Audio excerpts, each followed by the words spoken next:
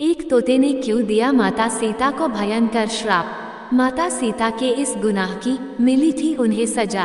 रामायण की कथा तो सभी ने सुनी या पढ़ी होगी, जिसमें श्री राम और माता सीता के जीवन से जुड़े पहलुओं को दिखाया गया है। आइए आज के लेख में प्रभु राम और सीता से जुड़ी एक धार्मिक कथा के बारे में आपको बताते हैं, जिसके अनुसार बाल्यावस्था में हुए कर्मों के कारण माता सीता को प्रभु श्री राम से अलग होना पड़ा था। रामायण की एक कहानी में बताया गया है कि कैसे मर्यादा पुरुषोत्तम राम ने अपनी पत्नी सीता को एक धोबी की बातों में आकर अयोध्या छोड़कर जाने को कह दिया था। लेकिन क्या आपको पता है कि वो धोबी के रूप में जन्मा एक पक्षी था, जिसके श्राप की वजह से ही माता सीता को वन में भटकना पड़ा था। जी हाँ, आपने सही सुना, माता सीता को श्राप मिला था। आज हम आपको बताएंगे कि देवी सीता को किस पाप की सजा मिली जो उन्हें वन भटकना पड़ा। मिथिला नगरी में जनक राजवंश राज करता था। उन्हीं में से एक राजा सिरध्वज थे। एक बार यज्ञ के लिए वो जमीन जोत रहे थे। उसी समय वहां से एक छोटी कन्या निकलती है। इस सुंदर कन्या को देखकर राजा को बहुत खुशी हुई। उन्होंने उस कन्या को अपनी पुत्री बना लिया। उसका नाम सीता रखा। एक दिन सीता अपनी सहेलियों के साथ बगीचे में खेल रही थी। वहां उन्हें एक तोते का जोड़ा दिखाई दिया, जो बहुत ही खूबसूरत था। वे दोनों पक्षी एक पर्वत की चोटी पर बैठकर बातें कर रहे थे। पृथ्वी पर श्री राम नाम से विख्यात एक बड़े सुंदर राजा होंगे। उनकी महारानी का नाम सीता होगा। श्री राम सीता के साथ कई वर्षों तक राज्य करेगी। धन्य है वे जानकी देवी और धन्य है वे श्री राम। तोते की ऐसी बातें सुनकर सीता ने सोचा कि ये दोनों तो मेरे ही बारे में बातें कह रहे हैं। इन्हें पकड़कर मैं इनसे अपने जीवन से जुड़ी सारी बातें पूछ सकती हूँ। इसलिए उन्होंने अपनी सहेलियों से उन दोनों पक्षियों को पकड़कर लाने को कहा। उनकी सहेलियां उस पर्वत पर गईं और दोनों पक्षियों को पकड़कर ले आईं। माता सीता उन पक्षियों से कहती हैं कि तुम दोनों बहुत सुंदर हो, देखो, डरो नहीं, मैं तुम्हें कोई नुकसान नहीं पहुंचाऊंगी। तुम बस मुझे ये बताओ कि तुम कौन हो और कहां से आए हो। राम कौन है और सीता कौन है, तुम्हें उनके बारे में कैसे पता है। माता सीता के पूछने पर दोनों पक्षी बताते हैं कि एक बहुत विख्यात महर्षि वाल्मीकि हैं। हम दोनों उन्हीं के आश्रम में रहते हैं। महर्षि ने रामायण नाम का एक ग्रंथ लिखा है, जिसका पाठ उन्होंने अपने शिष्यों को भी कराया है।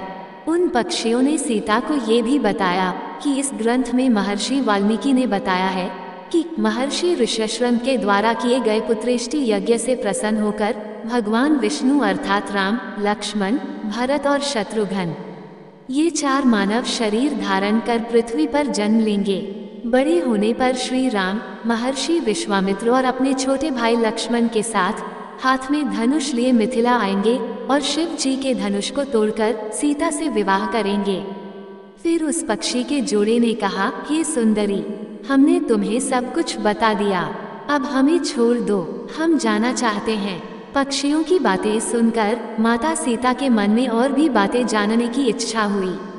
उन्होंने उन दोनों से पूछा कि राम कहाँ होंगे, वे किसके पुत्र हैं, कैसे वो मिथिला आकर जानकी से विवाह करेंगे। नर तोता बोला कि श्री रामचंद्र का मुख कमल के समान सुंदर, नेत्र बड़े बड़े और खिले हुए, नासिका ऊंची, पतली भुजाएं घुटनों तक, गला शंख के समान होगा। मैं उनका क्या वर्णन करूं, जिनके गुणों का बखान 100 मुख वाला भी नहीं कर सकता। दोनों पक्षी कहते हैं कि जानकी देवी धन्य हैं, जो जल्द ही रघुनाथ जी की पत्नी बनकर उनके साथ कई वर्ष तक राज करेगी। लेकिन तुम कौन हो। पक्षियों की बातें सुनकर सीता ने कहा कि जिसे तुम लोग जानकी कह रहे हो वो मैं ही हूँ। माता सीता उन्हें कहती हैं कि मैं तुम दोनों को तभी छोड़ूंगी जब श्री राम यहाँ आकर मुझसे विवाह करेंगे, तब तक तुम दोनों आराम से मेरे घर में रह सकते हो। ये सुनकर मादा तोता जानकी से कहती है कि हम वन के पक्षी हैं, हमें घर में सुख नहीं मिलेगा। मैं गर्भवती हूँ, मुझे जाने दो, मैं अपने स्थान पर जाकर बच्चे पैदा करूँगी। आप चाहें तो उसके बाद फिर से यहाँ आ जाऊंगी। उसके कहने पर भी सीता जी ने उसे नहीं छोड़ा।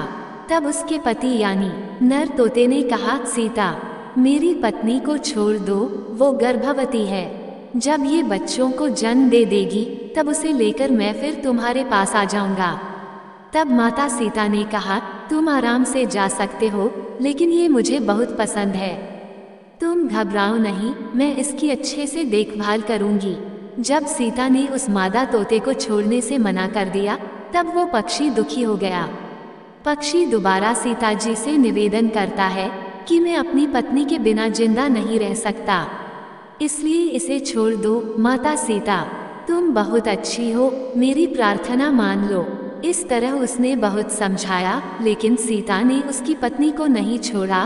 तब मादा पक्षी ने क्रोध में सीता को श्राप दिया कि अरे, जिस प्रकार तू मुझे इस समय अपने पति से अलग कर रही है, वैसे ही तुझे भी स्वयं गर्भवती की अवस्था में श्री राम से अलग होना पड़ेगा।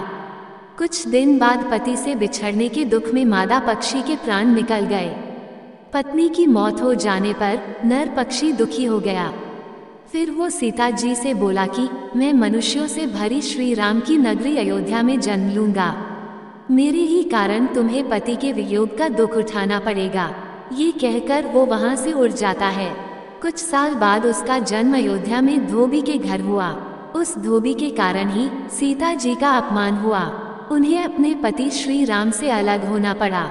उस तोते का श्राप ही सीता जी के पति श्री राम से बिछड़ने का कारण बना। इसलिए जब माता सीता गर्भवती थी तो उन्हें भी पति से दूर वन में रहना पड़ता है।